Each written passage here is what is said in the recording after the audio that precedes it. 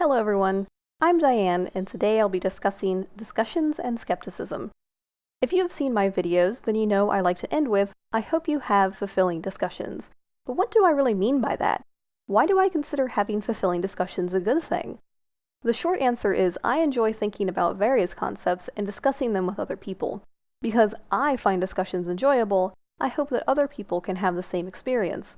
The long answer is, naturally, a bit more complicated and rooted in skepticism.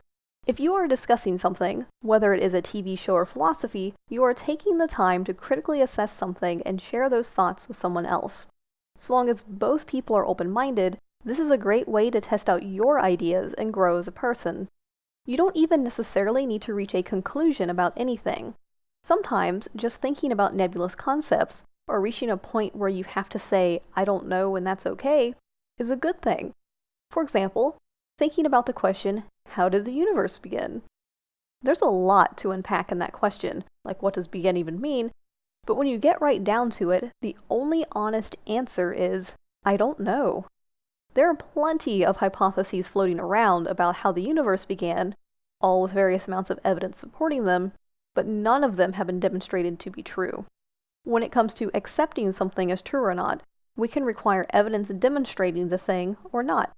If we put this on a continuum, faith is at one end requiring little or no evidence, and being a skeptic is at the other end requiring some or a lot of evidence. When it comes to evidence, there are two main types: anecdotal and physical evidence. Anecdotal evidence is reliant on personal accounts rather than facts or research. Because of the faulty nature of personal accounts, anecdotal evidence is not considered good evidence for many topics. Of course, if you had a friend who went on a trip to another country after planning it for months and months and told you about it, it's probably safe to believe them without needing to see pictures. However, if they went on a trip to another planet, they had better be providing some evidence, no matter how trustworthy they seem. This gets us to physical evidence, or evidence that can be observed using one of our senses if we take the time to do so. This is also the merit behind peer-reviewed scientific papers. If you had the time and resources, you should be able to repeat the experiment and get the same results, thus observing the claim for yourself. This idea of observing something and confirming it with others is the only real way we have to investigate claims, and is what most people mean when they say provide evidence. Provide something physical and tangible, not just a personal account. So in short, being skeptical means that one requires solid evidence of something before they accept it as true. Therefore, it is good to bring evidence to discussions if you want to have a solid point.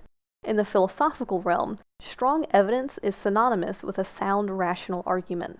Another important part of being skeptical is requiring multiple examples or pieces of evidence before accepting something as true, or being skeptical of the evidence. This is also why a core part of the scientific method is that results are reliable and repeatable. I should also take the time to say it now, since I'll probably forget to say it in other videos. You shouldn't necessarily take only my word on anything. While I try to present well-rounded arguments, take the time to consider the other side and see how what I say holds up. If at the end of the day you agree with me, great! If you don't, also great! But please take the time to have a discussion with me about any disagreements so we can both grow as people.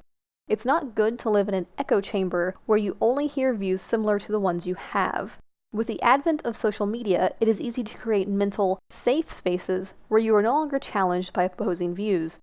By isolating yourself and refusing to engage with the opposing side, you can create a toxic us versus them mentality where the other side is no longer someone with an idea, but a thing to be destroyed. To try to avoid this in myself, when I am first considering a philosophical topic, I will only watch debates. That way I'm giving both sides a chance in the beginning. Once I'm convinced of a side, I'll start consuming more one-sided media, with occasional debates thrown in to double-check my assumptions. This may cause me to be slow to make up my mind on something, but is why I am so confident once I have. I am also confident since I double-check the quality of sources I use. In the age of the internet, it is growing increasingly easier to look like a certified source. However, a big red flag should be if someone doesn't cite their sources. It is easy to provide a link, so if someone can't even do that, I would be doubtful of their claim. Then, even if someone cites their sources, it's good to look into them. Generally, government and education sites are good for evidence since those institutions are the main providers of databases of knowledge, like the National Center for Biotechnology Information. Blogs aren't so good since the person could be making things up, with the exception of people who use good sources and cite them. For important topics, it's always good to try to track down the original source of information to see if it's credible.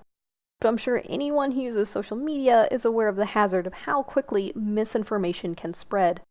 In summation, having discussions is good since it puts your ideas to the test and challenges you to grow as a person. Being skeptical means you require evidence before you accept a claim as true. Be skeptical of the evidence provided as well, since it is easy to falsify things on the internet. I hope you enjoy having discussions as well, and together we can grow as people. Thank you for watching. I'm Diane, and I hope you have fulfilling discussions.